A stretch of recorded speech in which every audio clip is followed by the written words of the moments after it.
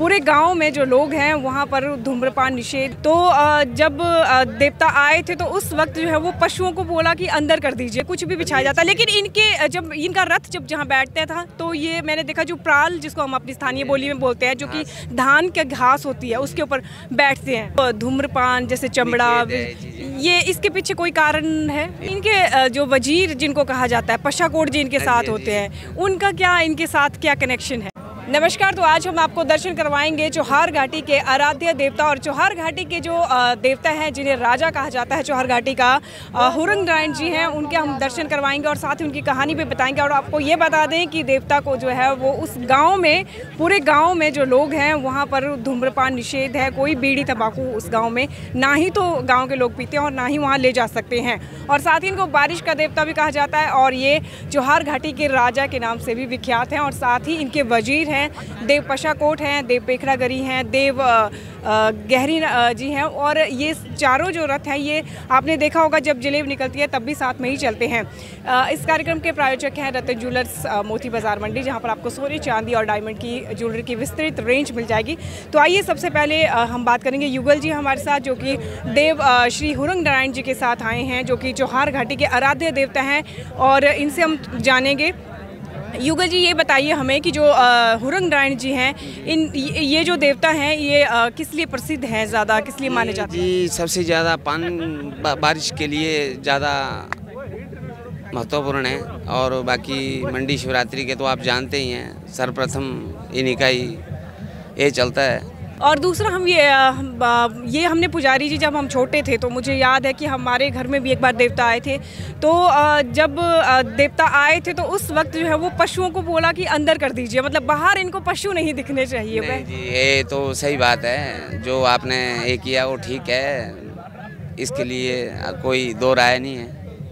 ऐसा कोई कारण रहा है? मैंने ऐसा भी सुना कि जो देवता है वैसे वो ग्वाले होते थे पहले ग्वालपन में, बचपन में ग्वालपन में भी बचपन गुजारा है इन्होंने। ये पहले ग्वाल हुआ करते थे, उससे तंग आकर फिर उन्होंने अपना बसेरा हुरंग अजमा दिया। अब भी ऐसा होता है कि पशुओं को बंद कर देते हैं? नहीं आते हैं, बिल्कुल अभी भी यही प्रोसेस है।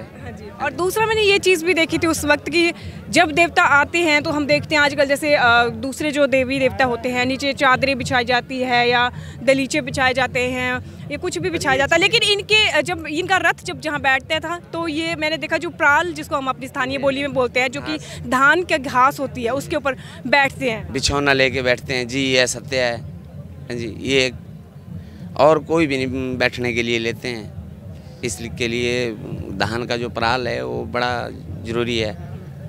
और इनको जो है वो धूम्रपान जैसे चमड़ा, ये इसके पीछे कोई कारण है? ये भी यही है। तो जब मतलब बचपन में ग्वालपन में इनको बीड़ियाँ सिगरेटों के लिए भेजा करते थे। अच्छा, इससे तंग आकर इन्होंने मतलब इस चीज़ का, अच्छा, जहाँ पे मतलब ये काम करते थे और जब छोटे बचपन में, तो एक तो इनको पशुओं को चराने भेज देते थे और ये इनको बड़ा गुस्सा आता था कि अब मैं दुखी हो गया हूँ इनसे।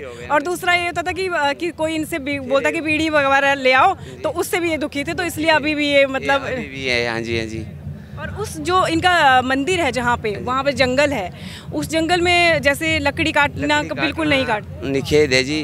उस गांव में बीड़ी, सिगरेट, चमड़े का जूता इत्यादि ये चीज़ें लाना भी बड़े निषेध माना गया है और नहीं चलता है वहाँ। और इनके जो वजीर जिनको कहा जाता है, पशाकोट जी इनके साथ होते हैं, उनका क्या इनके साथ क्या कनेक्शन है? कनेक्शन ऐसा है कि 8 के 8 देवी देवता हैं जी। चौहार घाटी में जो 8 देवी देवता है वो आपस में मतलब पांडव के भक्त के हैं। जो पांडव के योद्धा हैं वैसे ये भी पांडव के योद्धा हैं, तो इसलिए इनका आपस में जो है तालमेल अच्छा रहता है चौहार घाटी में।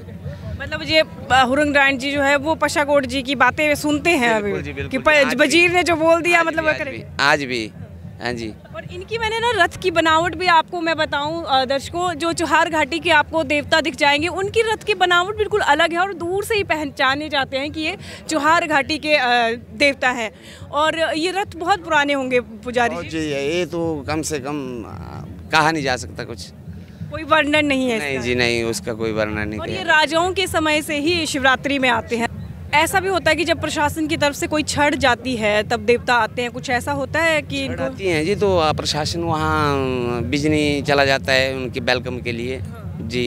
उसके बाद ही देवता आगे आते हैं फिर? जी जी जी जी, जी, बहुत बहुत शुक्रिया हमारे साथ जानकारी के लिए। थैंक्स, धन्यवाद। तो आपने दर्शन किया आज चौहार घाटी के जो आराध्य देवता हैं, जो राजा कहा जाता है जिनको चौहार घाटी का, श्री हुरंग नारायण जी। लोगों की काफ़ी आस्था है हुरंग नारायण जी के प्रति और काफ़ी लोग जो हैं, काफ़ी श्रद्धालु जो हैं यहाँ पर जो है इस वक्त आप देख रहे होंगे कि देवता का आशीर्वाद लेने के लिए आते हैं और साथ ही जो चौहार घाटी के देवता हैं वो साथ ही यहाँ पर बैठते हैं।